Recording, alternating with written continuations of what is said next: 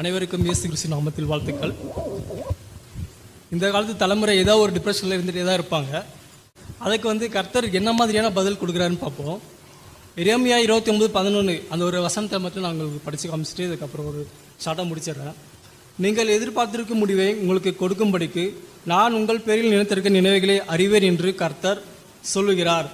அவைகள் தீமைக்கல்ல, சமாதானத்துக்கு ஏதுவான நினைவுகளே அப்படின்னு சொல்லியிருக்காரு. பட் நம்ம எப்பவுமே ஏதாவது ஒன்று நினச்சிட்டு தான் இருப்போம்.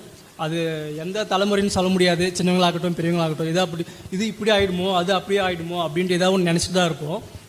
ஆனால் கர்த்தர் என்ன சொல்லியிருக்காரு, ஏசாயா 55:8 பார்த்தீங்கன்னா, என் நினைவுகள் உன் நினைவுகள் அல்லன்னு சொல்லியிருக்காரு.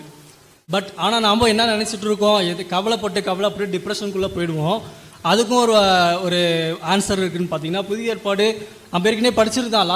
லாஸ்ட் வீக் எக்ஸாம் கூட நம்ம எழுதியிருப்போம். மத்தேயு 6:27 பார்த்துருப்போம். கவலை என்னென்ன மாதிரியான வேலை செய்யும், எப்படி இருக்கும் அப்படின்ட்டு. பட் நம் தகப்பனாகிய கர்த்தர் நமக்கு வச்சிருக்கிற பிளான் திட்டங்கள் என்னமே நமக்கு எதுவுமே தெரியாது. பட் அவருடைய பிள்ளைகளாகிய நமக்கு அவர் வச்சிருக்கிற திட்டங்கள் எல்லாமே பெருசாக தான் இருக்கும். நம்ம நினைக்கிறத விட அப்பாற்பட்டதாக இருக்கும். ஸோ நம்ம என்ன பண்ணுவோம்னா, நம்ம வசனத்தை நம்பி இதை விசுவாசிச்சுட்டு அப்படியே போவோம். கர்த்தர் நமக்கு எல்லா பற்றியுமே நன்மையாக தான் செய்வார்.